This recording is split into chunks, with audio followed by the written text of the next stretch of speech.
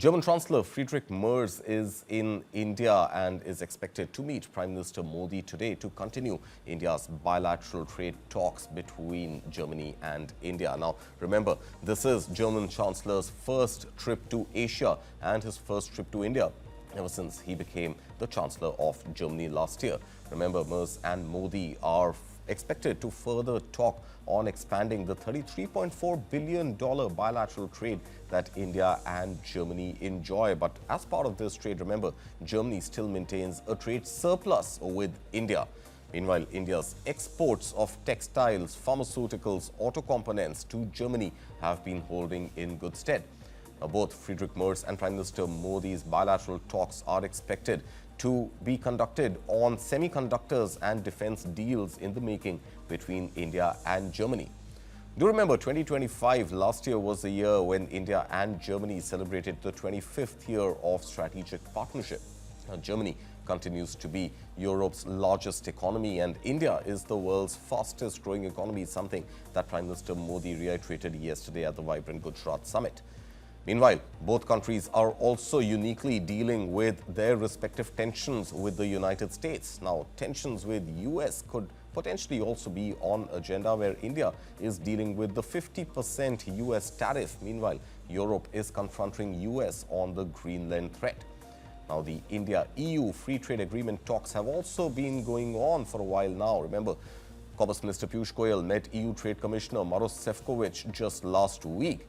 And something that continues to be a thorny issue between India and EU is EU's carbon tax on India's steel exports, which is a worry for the Indian industry as well as the government. Can this meeting, the bilateral trade meeting between Prime Minister Modi and German Chancellor Friedrich Merz, result not just in upping bilateral trade, but also getting rid of the thorny issues between the India-EU FTA? Well, Jayant Das Gupta, former ambassador to WTO, joins us this morning on the broadcast. Thank you so much, Mr. Das Gupta. Just help us put this in perspective. We understand that Germany is a solid trading partner as far as India's trade goes, not just with EU, but the rest of the world. But Friedrich Merz's visit to India, hopefully looking at pushing defense deals and semiconductor deals. Could this also be an opportunity for India to try and influence Friedrich Merz on the very, very contentious carbon tax issue, which India and EU continue to grapple with? As far as Chancellor Merz's tour is concerned, I think there would be a few items on the agenda already. One of them is sewing up the submarine deal. India has a number of Russian submarines, 6 submarines which are more recent of French origin. But the Germans are very keen to sign a deal with India on submarines for joint production and for transfer of technology also. So that, I think, will figure quite prominently on the agenda. Apart from that, there would be semiconductor, production. There could be talks on the movement of medical professionals, because Germany is currently facing a shortage of many categories of medical professionals, and India could provide professionals and fill up that gap.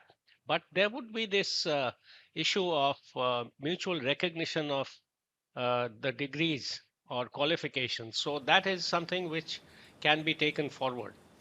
Apart from that, there would be this cooperation discussion on critical minerals. India has 6% of the world's critical minerals, but of course the concentration is quite low. But Germany is interested in signing a deal with India to jointly exploit the critical minerals. So that is another area.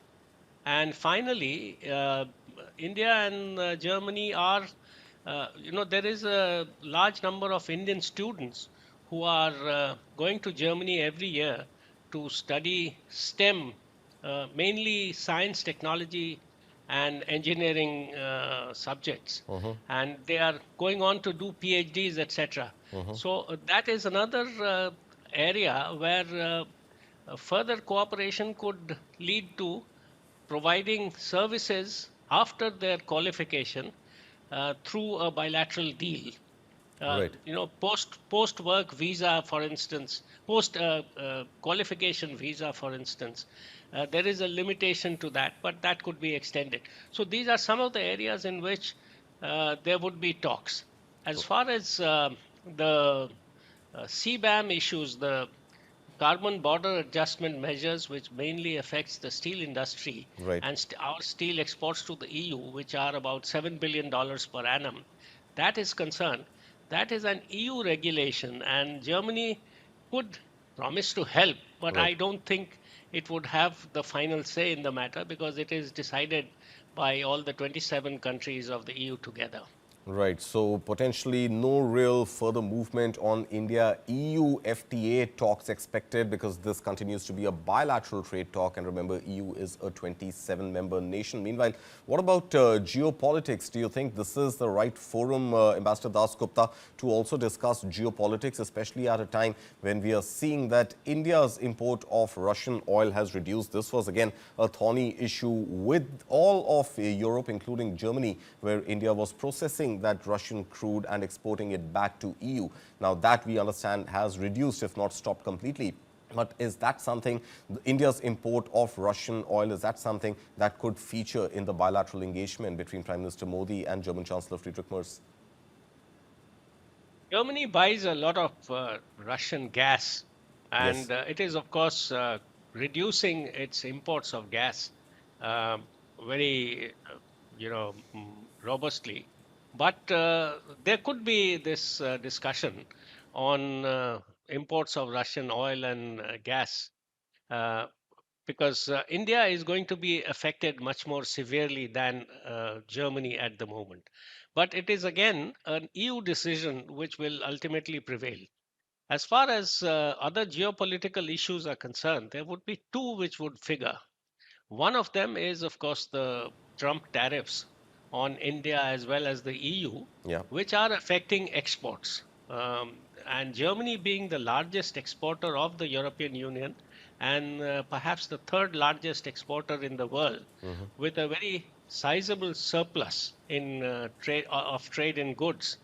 Germany is affected very badly, and its industry has suffered. And if I'm not wrong, three quarters ago, Germany actually had a negative growth in its GDP. Right. So Germany again is very concerned about the trade upheaval, the tariff issue, and it may want to exchange views on that.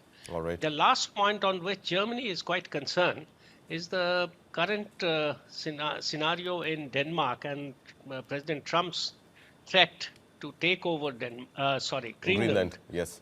And Denmark being a part of NATO and Germany being the largest contributor to NATO in Europe, Yes. Germany is concerned because today it could be Greenland, tomorrow it could be some other part of some other country. Right. So the Europeans are trying to remain united, put up a strong front, and tell President Trump that this is simply not on.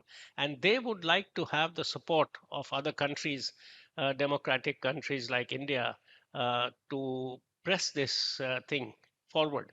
Just yesterday, the German finance minister, before leaving for Washington to attend a G7 finance ministers meeting, he said that uh, the US is as much subject to international law as any other country. Absolutely. And he mentioned it in the context of President Trump's threat to take over Greenland. Right.